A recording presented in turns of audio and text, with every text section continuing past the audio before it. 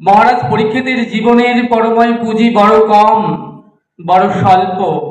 সপ্তদিন সপ্তরাত্রি, তার মধ্যে ধ্রুব, প্রহ্লাদ, মহারাজ অম্বরীশ, গজেন্দ্র, পৃথু মহারাজ, কত শত ভক্তের কথা শ্রবণ করাতে করাতে পঞ্চম দিবস অতিবাহিত হয়ে গিয়েছে। এখন মহারাজের জীবনে পরময় পুঁজি বাকি আছে মাত্র 2 দিন। কি উপায় করলে পরে এই স্বল্প সময়ের মধ্যে গোবিন্দ চরণ প্রাপ্ত হওয়া যায়, এটাই মহারাজ পরীক্ষিতের জীবনের একমাত্র লক্ষ্য। এখানে সুখদেব গোস্বামী পুঁজি শব্দটি ব্যবহার করেছেন। পুঁজি শব্দে আমরা জানি ধন, কিন্তু এখানে বলা হয়েছে পুঁজি শব্দে পরমায়ু। যার জীবনের পরমায়ু পুঁজি মাত্র 2 দিন বাকি, তিনি কি ধ্যান করবেন, কি দান করবেন, দান ধ্যান পুণ্য কর্মাদি কি করবেন যার ফলে তিনি গোবিন্দচরণ প্রাপ্ত হতে পারেন? একটা মাত্র উপায়,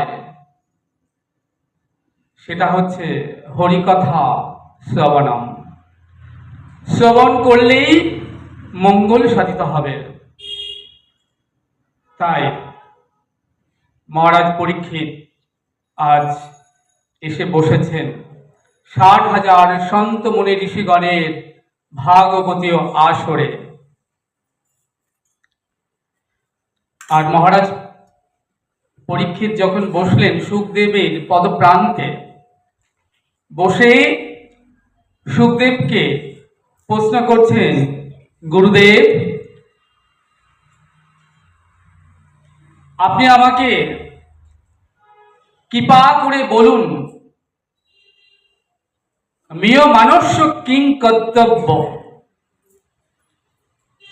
অর্থাৎ মৃত্যু আসন্ন জীবের কি করা কর্তব্য।